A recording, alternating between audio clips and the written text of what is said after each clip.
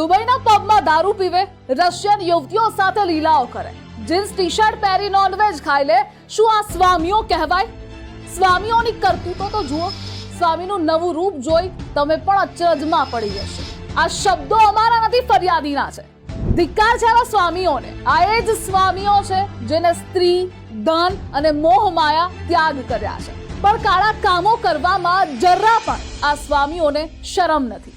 Russian યુવતીઓ સાથે લીલાઓ કરવી, આઈફોન વાપરવા, મોટી મોટી કારોમાં ફરવું, લોકો સાથે ઠગાઈ કરવી, જમીન કૌભાંડો કરવા, શું આ સ્વામીઓને શોભા દે છે ખરા?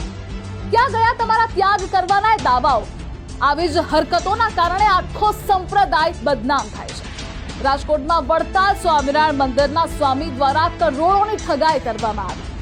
મંદિર બનાવવાનું કહ્યું, જગ્યા જોઈએ છે એમ કહી કરોડોની ઠગાઈ કરી લીધી. અને નવાઈની વાત એ છે કે વડતાલ સ્વામિનારાયણ મંદિર આ ઠગ સ્વામીઓને છાવરે છે. એને બચાવવા માટે કહે છે કે આ લોકો સાથે અમારે કોઈ લેવા દેવા નથી, જ્યારે સાચી યાદીમાં તમામના નામ છે. રાજકોટના જસ્મીન માઢકે જે.કે. સ્વામી, વીપી સ્વામી, એમપી સ્વામી, દેવપ્રકાશ સ્વામી, આ 4 સ્વામી સહિત 8 લોકો સામે ફરિયાદ નોંધાવી છે. ફરિયાદીએ રૂપિયાની લેતી દેતીના વિડીયો રેકોર્ડિંગ પણ પોલીસને આપ્યા છે, પુરાવા પણ આપ્યા છે, છતાં પણ મંદિર માનવા તૈયાર નથી. સ્વામીની ટોળકી એકને એક જમીન 8થી 10 વાર વેચી હોવાનો આરોપ છે. દુબઈ પબમાં દારૂ, બિયર, રશિયન યુવતીઓ સાથે લીલાઓ કરવાના તો આરોપ છે ને આ ફરિયાદીના આરોપ છે.